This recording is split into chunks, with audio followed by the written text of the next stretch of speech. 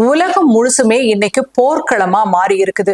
எல்லா நாடுகளும் விதவிதமா ஆயுதங்களை தயாரிச்சுட்டு யாருடைய ஆயுதம் நவீனமானது, யாருடைய ஆயுதம் அதிக சேதத்தை ஏற்படுத்தக்கூடியது அப்படின்னு சோதிச்சு பார்த்துக்கிட்டு இருக்காங்க. இதுல மனிதர்கள் இறந்தாலும் அவர்களுக்கெல்லாம் கவலை இல்லை.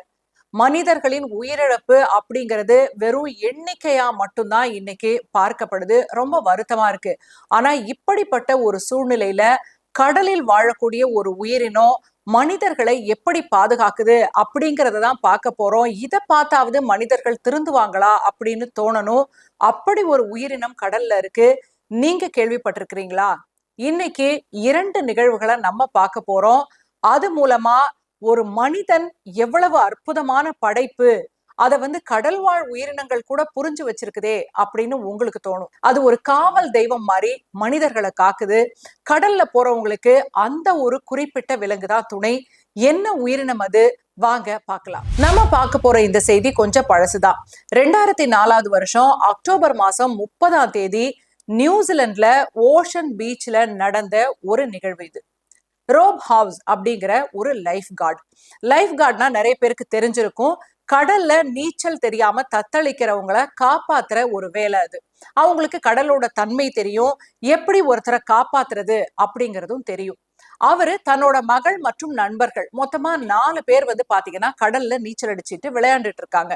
அப்ப திடீர்னு ஒரு 7 டால்பின் மீன்கள் அவங்கள சுத்திக்குது. அதுவும் ரொம்ப நெருக்கமா. அவங்களால இந்த பக்கம் அந்த பக்கம் நகரவே முடியல. அப்ப ரோப் ஹவுஸ் என்ன பண்றாரு, அந்த தடையை உடைச்சுக்கிட்டு வெளியில போக முயற்சி பண்றாரு. ஆனா அந்த மீன் முட்டி அவர் அந்த வளையத்துக்குள்ளேயே வச்சிருக்குது. இவருக்கு ஒண்ணும் புரியல. ஆனா டால்பின் மீன்கள் மனிதர்களுக்கு நண்பர்களை போல அப்படிங்கிறது மட்டும் அவருக்கு தெரியும். கீழே குனிஞ்சு பார்த்தா ஆழமான அந்த கடல் பகுதியில ஒரு ஷார்க், ஒயிட் ஷார்க் அப்படின்னு சொல்லுவாங்க. அது கில்லர் ஷார்க். அது அங்க சுத்திக்கிட்டு இருக்கு.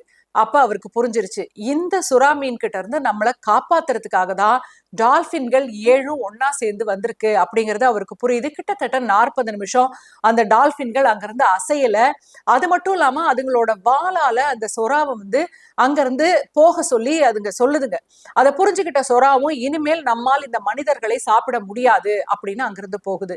இந்த மனிதர்களை காப்பாற்றணும்னு டால்பின் மீனுக்கு என்ன வந்துச்சுன்னு சொல்லுங்க.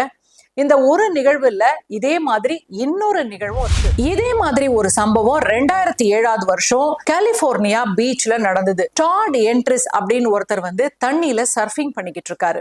சர்ஃபிங் உங்க எல்லாருக்குமே தெரியும். அந்த சமயத்துல ஒரு ராட்சத சுறாமீன் அவரை தாக்குது. திரும்ப திரும்ப 3 முறை தாக்குது. அவரோட முதுகுல இருக்க தோல் பகுதியெல்லாம் பிஞ்சு ரத்தம் கொட்டுது. கிட்டத்தட்ட அது அடுத்த கட்டத்துல அந்த சுறா அவரை சாப்பிடக்கூடிய ஒரு சூழ்நிலை. உடனடியா இதே மாதிரி பாத்தீங்கன்னா டால்பின் மீன்கள் அங்கிருந்து வேகமா இவரை ஒரு ஷீல்டு மாதிரி மறைச்சு அவர் கரை சேர்ற வரைக்கும் அந்த டால்பின் மீன்கள் உதவி செய்யுது. சுறாவால இதுக்கு மேல எதுவும் பண்ண முடியாதுன்னு போயிடுது. இந்த 2 நிகழ்வுகள்லயும் பாத்தீங்கன்னா நாம ஒரு விஷயத்த பார்க்கணும். மனிதன் தன்னோட இனத்தை சேர்ந்தவன் இல்ல அப்படிங்கறது அந்த டால்பின் மீனுக்கு தெரியும். ஆனா சுறா மீனை பொறுத்த வரைக்கும் பாத்தீங்கன்னா அதனுடைய இயற்கை அப்படிங்கிறது மத்தவங்களை கொன்னு சாப்பிடுறது. ஆனா டால்பினை பொறுத்த வரைக்கும் நீ இந்த கடலுக்குள்ள இருக்கிற கடல்வாழ் உயிரினங்களை சாப்பிட்டுக்கோ, ஆனா மனிதர்களை சாப்பிடக்கூடாது அப்படின்னு ஒரு காவல் தெய்வம் மாதிரி அந்த இடத்துல நின்னு இருக்கு. இன்னைக்கு நேற்று இல்ல, பழங்கால கிரேக்கத்துல டால்பின்களை புனித மீன் அப்படின்னு சொன்னாங்க. ஹைரோசித்தீஸ் அப்படின்னு தான் அவங்க சொன்னாங்க. அங்க ஒரு முக்கியமான சட்டமே இருந்துச்சு தெரியுமா? ஒரு டால்பினை கொல்றது ஒரு மனுஷனை கொல்றதுக்கு சமமா அவங்க பார்த்தாங்க. இதுக்கு தண்டனை மரணம். உலக புகழ்பெற்ற தத்துவ ஞானி அரிஸ்டாட்டில் தன்னோட ஹிஸ்டரி ஆஃப் அனிமல்ஸ் நூல்ல என்ன சொல்றாருன்னா, கடல் மீன்களில் டால்பினின் மென்மையான மற்றும் கனிவான தன்மையை காட்டும் பல கதைகள் உள்ளன அப்படின்னு சொல்றாரு. இப்போ இல்ல, அப்பவே இந்த மாதிரி நிறைய சம்பவங்கள் நடந்திருக்கு. மனிதர்களுக்கு கடல்ல அவங்க வழி தெரியாம தத்தளிக்கும் போது, பல பிரச்சனைகள்ல மாட்டிக்கும் போது டால்பின்கள் தான் அவங்கள அதுல இருந்து காப்பாத்தி இருக்கு.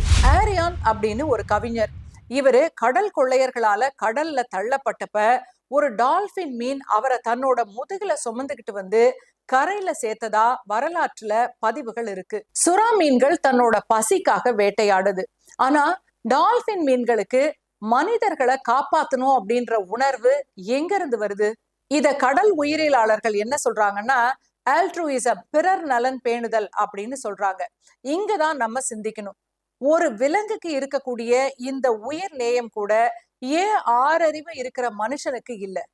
ஒரு டால்பின் தன்னோட உயிருக்கு ஆபத்து அப்படின்னு தெரிஞ்சும் இன்னொரு உயிரை காப்பாத்துது.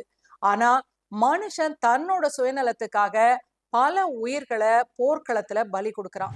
எங்கேயோ வெளிநாட்டுல நடக்கிற டால்பின் பற்றின கதைகள் செய்திகள்லாம் சொல்றீங்களே, உள்ளூர்ல அப்படி எதுவும் நடக்கலையான்னு கேட்டீங்கன்னா, நம்ம மீனவர்கள் கிட்ட கேட்டா நிறைய கதைகள் இந்த மாதிரி இருக்கு.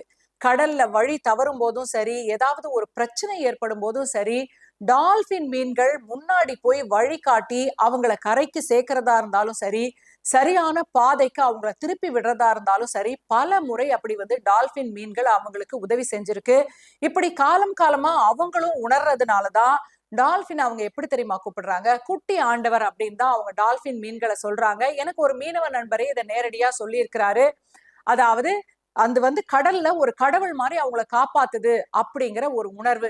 இதையெல்லாம் தாண்டி மீனவர்களோட வலையில ஒருவேளை டால்பின் மீன் சிக்கிட்டா அந்த மீன் கிட்ட மன்னிப்பு கேட்டுட்டு அதை விடுவிச்சிருவாங்களாம். சுத்தி சுத்தி போர் சம்பந்தமான செய்திகளை தான் நம்ம பார்த்துட்டு இருக்கோம். ஒரு புறம் போருக்கு போகக்கூடிய ராணுவ வீரர்கள் உயிரிழக்கிறாங்க.